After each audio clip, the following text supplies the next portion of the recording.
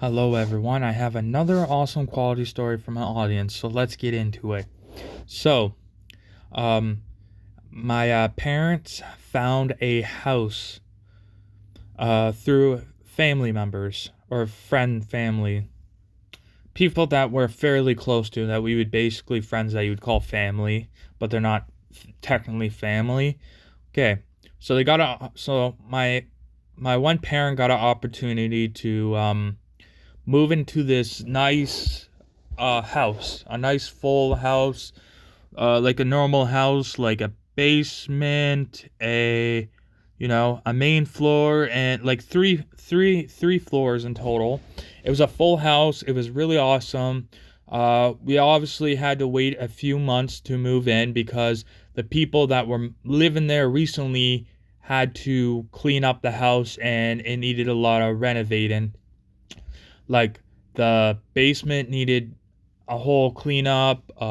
Just the house needed a little TLC. It took a couple months before we moved in. I think it took us 6 months before we technically actually got the opportunity to move in. We've been there so many times for family get-togethers, so we already knew what the house was all about. We knew what it looked like. We already knew it was nice. It was in a nice area with nice people. It was on a nice street. It was pretty awesome, honestly. It was a nice house. It was pretty chillax. It was a nice house, all generally nice full house. If you got the opportunity I used to tell my parent, if you got the opportunity to buy this house, you should, because it's a full nice house. It's an awesome house. It was built in the older days, like we're talking older days, probably. It was pro that People told us that it was in the late 50s, I think, the 50s or 40s. It was on the house. It had the milk carrier thing, so it was fairly old. I don't know what year a house would have to be, that how old it had to be, but when in the olden days when they used to carry milk to your doorstep, that's how old the house was. So you have an idea. It had a nice backyard, a full backyard, and it had a front yard. Yeah, so it was pretty awesome. And when we first actually moved in, technically, the house was fairly clean, so we didn't really have to clean it that much because it was actually clean. Looked like everything got renovated and up to date before we moved in. Everything got paid for. New everything. So it was fairly awesome. So yeah, we got warned that there at nighttime there is a lot of raccoons, and we actually experienced with raccoons at 2 o'clock in the morning trying to get into the dumpster. They end up getting to the dumpster.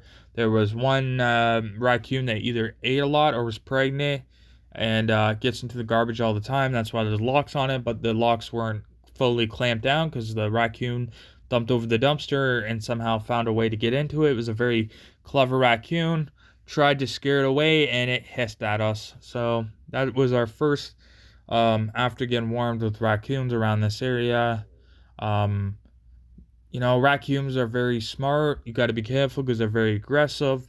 But if you don't bother them, they won't bother you. That's how it goes with any animals. But and then I remember. So the first time I moved in, oh, this was crazy. Um, so they left a really nice barbecue, but once we got settled in, somewhat settled in, I decided, you know what, the front yard and the backyard needed TLC, meaning it needed a little bit of a cleanup.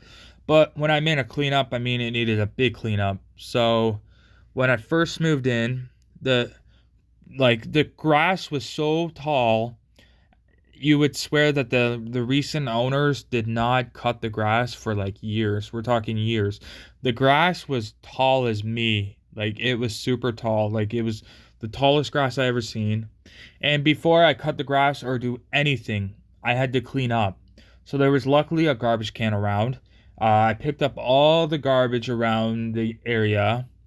Um, and for some reason, I don't know, I did it backwards. Normally people would start in the front, but I started in the back because I find that the back of the house was a lot worse than any. There was garbage all over. There was garbage everywhere I go. There was water bottles. There was just garbage all over, and it was hidden, and you couldn't see the garbage. But there was so much garbage because the grass was so high, so you could. So it took me a bit to clean up all the garbage because there was so much garbage. There was probably like two or three garbage bags full of garbage all mixed in with the grass, and you couldn't tell when you're looking at it. You would just look like it's long grass. So once I got that under control, got all the garbage together, um, there was no dumpster or anything. I guess they pick up at the street, I guess, like normal houses, I guess, nowadays. So I'm sitting there and I'm like, okay, what's the next thing? So I had to cut the grass, and surprisingly, the grass was so long, it took me a long time to cut it. I had to go over it. I had to cut it I had to go over it to make it a decent at least two times. So I cut the grass two times going over it. So I went over the back, and I had to go slow, and it was like the lawnmower, you could tell it was long because the lawnmower I had to go slow with it, or the lawnmower would kind of like act up, and I didn't want to, make it worse than what it is. So I was doing it slowly, it looked good every time I did it. I went over it once and I was like, okay, it's still fairly long. I have to go over again. Once I cut it, it was pretty awesome. Um, you know, After the yard was done, it looked a lot better. It looked better because there was like a nice deck outside in the house. Like it was a deck. Like you could hang. Like the thing that I liked about the house is that like you get your own private business. Like you got your fence, you got your backyard that's a decent size, and you have a little bit of privacy. There was like a clothesline, so you could like you know, but we never ever used it there. It was pretty crazy. But once I got the backyard done, then I had to go to the front. I had to do the same thing. I had to go slow. Obviously, the garbage was already picked up. There was a nice garden thing, but there was no plants in it at the time. It was just plain dirt. Um, so I had to go slow. In the front yard, it was actually the grass wasn't that. It wasn't even a lot of grass. Like it wasn't that big. Like it was like couple inches. Like it wasn't too bad in the front. Yes, it was long. Like don't get me wrong, it was long, but it wasn't. The grassland wasn't big. Like it wasn't like it wasn't the backyard. Yeah, the house. I guess the house like did stick out only because the yard wasn't looking good. But I guess at the time you don't realize until you clean up how bad actually things are, and then you realize you're like, oh, it was actually really bad. I didn't, you know what I mean. So yeah, but that's my story of me cutting grass that was super long, like the longest grass I ever seen. I have no idea how long it takes for grass to grow that long, but it was the longest grass ever. And it was like almost like a forest. Like it was pretty awesome.